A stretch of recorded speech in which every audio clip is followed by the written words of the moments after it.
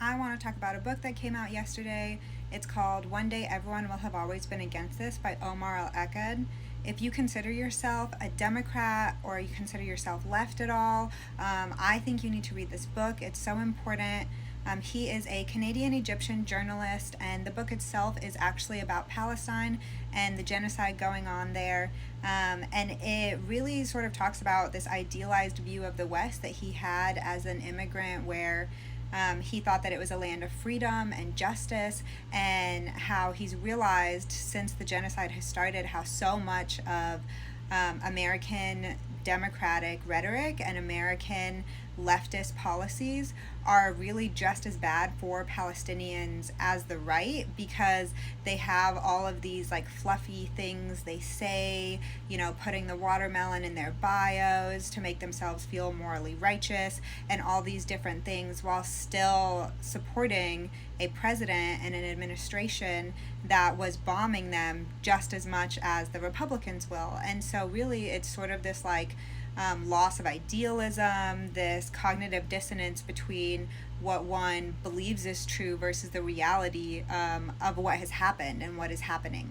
He starts each chapter with a little snippet of something going on in Gaza, whether it's just you follow one child whose family has been decimated in front of their eyes, or a story inside a hospital, or these things that are just gut punches that I think a lot of people want to turn away from and forget that they're happening. And then it'll switch from that straight into maybe a story of when he was young and coming up and ideas he had about the West, or a childhood memory.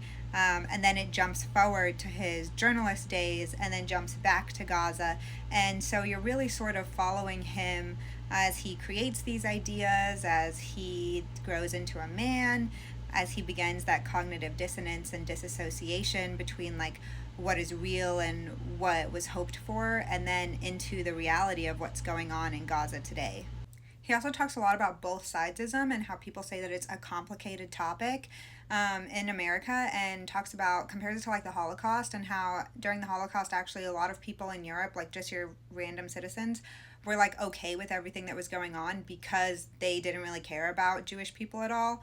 And he talks about how it wasn't until later, when it became unacceptable for those kind of stances to be had, that people were oh my gosh, that was awful. And again, in the South with segregation and things, how the same people who were so about it at the time, then later were oh my gosh, that's so awful, because it's just the things that, as politics change, to try to fit in and be with whatever it is at the time. And so saying that this will be one of those instances where it won't be until after all the carnage is done that everyone will finally pick a moral side.